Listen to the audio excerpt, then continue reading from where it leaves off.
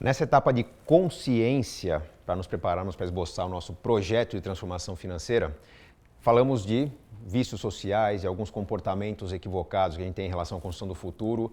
Hoje eu quero mostrar 4 aspectos importantes que explicam a origem das dificuldades da maioria das pessoas para construir um futuro financeiro mais feliz, uma independência financeira de maneira relativamente planejada, consciente.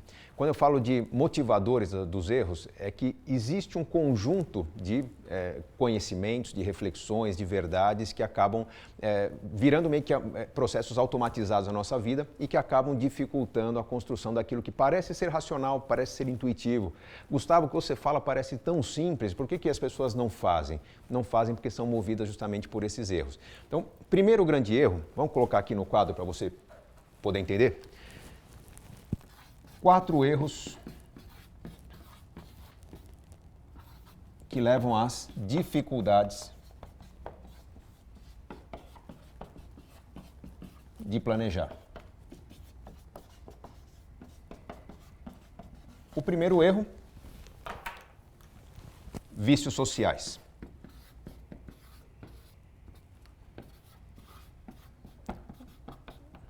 Nas 2 primeiras aulas que você assistiu, nós falamos sobre comportamento típico de uma família brasileira, de um brasileiro ao longo da sua vida. Comparamos na segunda aula esse comportamento com o comportamento típico de um morador, de um habitante, um cidadão de um país desenvolvido. E ali fica muito claro que existem formas de pensar diferentes em relação ao dinheiro. O modelo educacional influencia essa forma de pensar. Quando a gente fala de um modelo educacional como o brasileiro, por exemplo, que se baseou, se estruturou no modelo educacional jesuíta, dos colonizadores brasileiros, em que grandes verdades estão relacionadas a se preparar para o mercado de trabalho, se preparar para uma vida simples, se preparar para a doação antes de você ter a sua própria estrutura. Existe todo um conjunto de verdades no modelo educacional que acaba se traduzindo na maneira de pensar do trabalhador brasileiro, esse trabalhador que talvez não tenha ambições empreendedoras, não tenha ambições de acumular capital, acumular riqueza, porque coloca o pecado talvez como um elemento relacionado à acumulação. São elementos que têm que ser transformados. No mundo moderno isso já não cabe. Então, quando a gente pensa em valores sociais, em que política governamental do nosso país, ou política da maioria das famílias, aceite tranquilamente a regra de se acumular riqueza e compartilhar sem esperar nada em troca, ou seja, eu não cobro uma boa infraestrutura da minha prefeitura, do meu governo, eu não cobro uma contrapartida do imposto que eu pago, eu não cobro uma contrapartida do recurso que eu direciono para programas sociais, né? Distribuição de renda, políticas de igualdade são importantes, mas o quão eficientes são esses programas? Qual a inteligência que estão dando ao dinheiro meu que é colocado à disposição do governo para melhorar a condição de vida dos brasileiros? Nós não temos essa cidadania desenvolvida no nosso país. Então, esse conjunto de valores e verdades acaba dificultando uma construção de riqueza, uma construção de algo para a próxima geração que é viável num país rico como o nosso, num país altamente arrecadador como o nosso. Pensando na realidade que nós vimos nas 2 aulas, a realidade do brasileiro que acumula riqueza, consome tudo ao longo da vida, o pouco que sobra, mal fica alguma coisa para a geração seguinte, comparando com a realidade de países desenvolvidos, em que há uma preocupação com a acumulação para gerar um excedente para gerações seguintes, para deixar uma herança, a gente já vê boa parte da resposta do problema. Agora, é importante destacar que em países em desenvolvimento como o Brasil, há uma preocupação muito grande de se viver o presente. Por que é importante viver o presente? Porque é um país que está em processo de construção de riqueza. Nós temos hoje uma condição que nossos pais não tiveram. Nós queremos dar a nossos filhos uma condição que nós não tivemos na infância. Toda essa busca por assumir uma capacidade social, assumir um novo status, comprovar à sociedade que estamos fazendo certo, que é melhorar a história de nossa família, faz com que haja uma pressão muito grande por viver o presente. Não é uma preocupação de países desenvolvidos em que o adulto quer dar ao seu filho a mesma infância que seu filho teve, o adulto quer dar ao seu filho a mesma escola que seu filho teve. Então, na realidade brasileira, talvez não seja o caso de você que está assistindo, de alguns que estão assistindo, mas a maioria dos brasileiros hoje se vê movida a aproveitar a primeira linha de crédito que tem para comprar um automóvel, porque o automóvel não fez parte da história da sua família. Eu quero ter na história da minha família agora uma moradia, porque meus pais moraram em pensão, em cortiço, em casa alugada, num barraco. Eu quero ter a condição de aproveitar esse financiamento colocado à disposição. Então, essa preocupação por viver o presente e provar à família que tivemos sucesso faz com que a gente gaste mais o nosso dinheiro num momento instantâneo, no momento do hoje. Não apenas a questão do crédito, como eu mostrei no exemplo dos Estados Unidos, mas em países europeus é muito comum as pessoas viverem o presente também porque confiam muito no governo, né? O dinheiro que se ganha não é um dinheiro pensado em construir poupança. Por quê? Porque o sistema previdenciário de um país como a Alemanha, por exemplo, penaliza, né, impõe tributos mais elevados para quem tem um carro de mais alto padrão, para quem mora numa casa maior. Então as pessoas preferem viver numa casa mais simples, com um automóvel mais simples, ou seja, há uma uniformidade maior no consumo da população. Em consequência disso, se tem uma qualidade de vida maior, um gasto maior com educação, um gasto maior com cultura, e não há uma preocupação com poupança. Por quê? Porque essa preocupação é construída pela própria retenção de contribuições para o sistema previdenciário que o empregador faz em nome do trabalhador. Então, se confia muito no governo. Nessa questão de viver o presente e não ter um governo que cuide do nosso futuro, comparado com a Europa, em que se vive o presente, mas há uma construção do modelo mais eficaz, nós temos um futuro condenado no Brasil, e isso se explica por vícios sociais. Uma segunda explicação tem a ver com o fator das escolhas.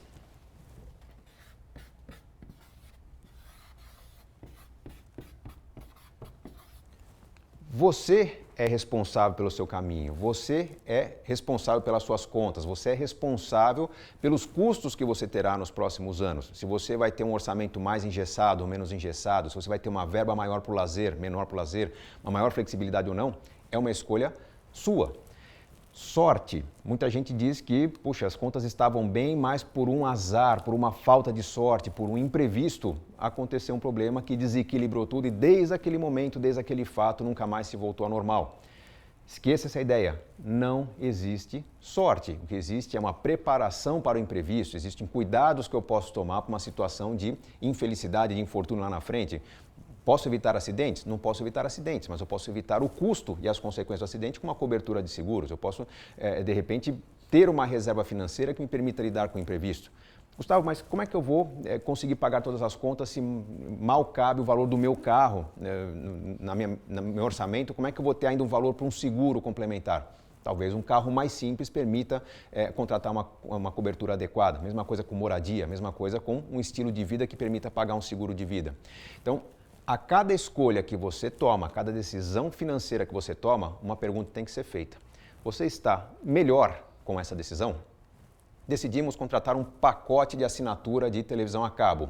Sua família estará melhor com essa decisão ou, de repente, pagar o avulso ou continuar combinando com amigos de se encontrar para uma sessão de televisão uma vez por semana, uma vez por quinzena, seja uma solução melhor? Será que a próxima viagem que você vai fazer com que sua família esteja melhor? É algo que todos querem ou algo que apenas um membro da família quer? Será que a contratação de um serviço a mais ou a compra de uma casa vai tornar essa família melhor ou vai gerar um efeito em cascata, uma série de consequências de um mercado mais caro, um consumo maior de energia, um consumo maior de gás e condomínio que vão tornar essa família uma família menos feliz com mais restrições financeiras?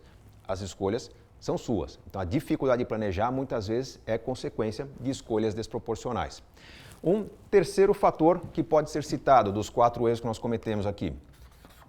Zona de conforto. Não conseguir sair da zona de conforto é algo que dificulta a construção de um futuro melhor. O que é zona de conforto? Muita gente confunde a ideia de zona de conforto com preguiça. E zona de conforto não é preguiça, não é falta de vontade de fazer as coisas. Zona de conforto é uma situação química do seu cérebro. É algo que gera um bem-estar, gera um sentimento de que a vida está boa porque você está fazendo coisas com as quais está habituado a fazer. Então, quando eu não consigo mudar minha dieta para emagrecer, é porque existe um equilíbrio químico de um cérebro que responde prazerosamente àquela rotina de alimentação que você manteve nos últimos 10, 15 anos, que talvez resultou num corpo fora de forma. Se você não consegue começar a praticar exercícios, é porque É difícil sair da cama mais cedo? É difícil acordar num dia frio, num dia chuvoso? Sim, mas há uma resposta química do seu cérebro dizendo que ele está sendo recompensado por manter a tradição do horário mais tarde para acordar, um tempo maior de descanso, algo que você criou ao longo do tempo. Então, dá para mudar essa questão da zona de conforto? Dá. Em primeiro lugar, você tem que admitir os erros que você comete. Você tem que refletir, conversar sobre esses erros e admitir que você comete erros.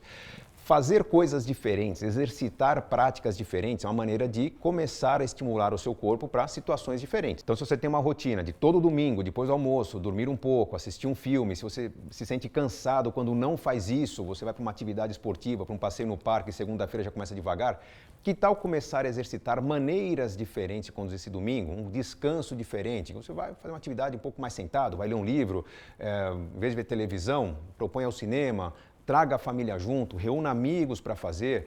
Comece a fazer algo novo na sua vida que seja prazeroso, que isso vai ajudar você a exercitar novas práticas, incluindo novas práticas de planejamento. Aprenda também a dizer não. Dizer não para oportunidades, dizer não para convites de consumo, dizer não para situações que você não quer viver. Muitas vezes a gente não tem tempo de planejar porque não consegue dizer não para uma rotina que já tinha, não consegue dizer não para a família. Vai ter algum grau de desconforto sair da zona do conforto? Vai ter um grau de desconforto. E é importante que todos entendam que ao procurar expandir esses limites, você está fazendo um sacrifício para estar numa posição, num degrau melhor daqui a algumas semanas, daqui a alguns meses talvez. Mas faça com que as pessoas entendam isso. E o quarto erro que nós cometemos, que dificulta nosso planejamento, é a falta de conhecimento.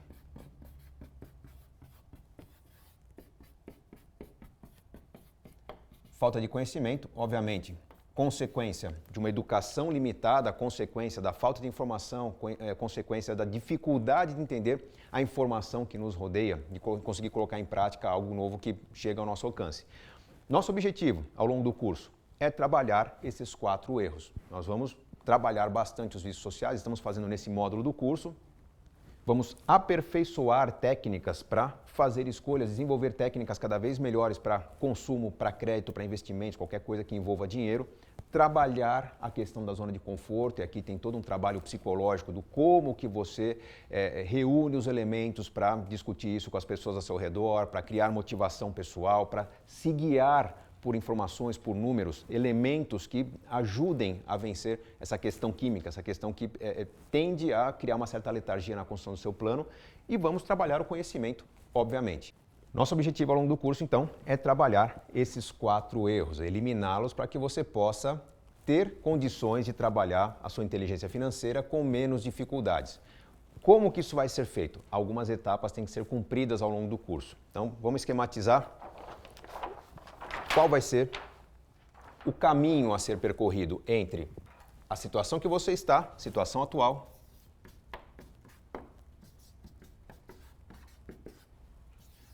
até chegar na sua vida nova, né? Vamos chamar a situação que você quer alcançar na sua vida.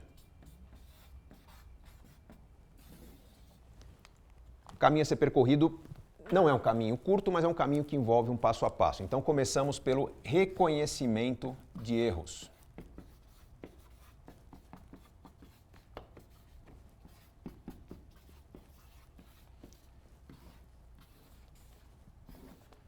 Por isso que estamos trabalhando na fase de consciência financeira do nosso programa de inteligência financeira. A consciência é onde você identifica erros que têm a ver com você, erros que vêm de um convívio social, de valores sociais, onde você percebe seus pontos frágeis a serem trabalhados. Uma vez reconhecidos os erros, próximo passo, definir objetivos.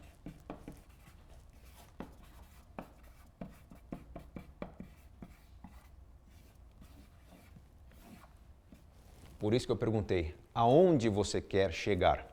É simplesmente ter uma renda constante na sua vida? É simplesmente pagar contas? É simplesmente deixar de trabalhar? Simplesmente acumular patrimônio ou continuar acumulando? Os objetivos têm que ser claros, claramente definidos para quê? Para que você alimente o lado emocional do seu cérebro. Racionalmente nós conseguimos chegar numa renda, num patrimônio, numa poupança.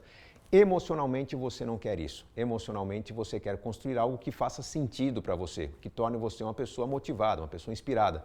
Então a definição dos objetivos é muito importante para que isso funcione bem na sua vida. Definidos os objetivos, já sabendo onde queremos chegar, nosso próximo passo é definir as ferramentas.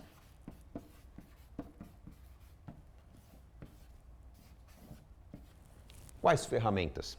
Vamos trabalhar no segundo módulo do nosso curso uma série de ferramentas, de conhecimentos, de conteúdos que facilitarão sua capacidade de fazer escolhas. Desde uma matemática financeira básica até uma capacidade de avaliar investimentos. Qual investimento é bom, qual investimento é ruim, um outro envolve impostos, outro é isento de impostos. Como quantificar isso, como comparar diferentes possibilidades. Como analisar um relatório básico. Você começou a investir em ações, por exemplo, você sabe acompanhar o desempenho dessas ações. Você começou a investir em imóveis, você sabe avaliar o mercado de imóveis, você sabe como se dedicar às fontes de informação adequadas diante de uma limitação de tempo. Então, essas ferramentas serão trabalhadas no módulo 2 para que você possa, então, construir aquele que é o grande objeto do nosso programa de inteligência financeira. Nós chegaremos com as ferramentas, com o conhecimento decorrente desse processo, o conhecimento adquirido com as ferramentas, nós chegaremos à montagem da estratégia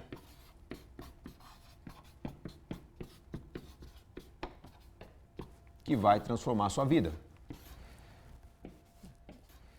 Nesse momento, estamos com tudo resolvido? Não, ainda não está tudo resolvido, porque não basta você entender de estratégia. Você vai desenvolver a sua estratégia pessoal. A estratégia que funciona para o Gustavo Cerbasi não é a estratégia que vai funcionar para você, não é a estratégia que vai funcionar para um amigo seu. São pessoas com objetivos diferentes, com valores diferentes, com rotinas diferentes, com conhecimentos diferentes. Então, até a limitação de conhecimento, de repente a sua área de formação não tem nada a ver com a área de exatas, com finanças. Você vai ter produtos de investimento adequados a essa limitação enquanto você desenvolve o conhecimento para aperfeiçoar sua capacidade investidora, aperfeiçoar sua carteira de investimentos. Então, uma vez que você desenvolveu sua estratégia pessoal, o próximo passo é apurar a técnica.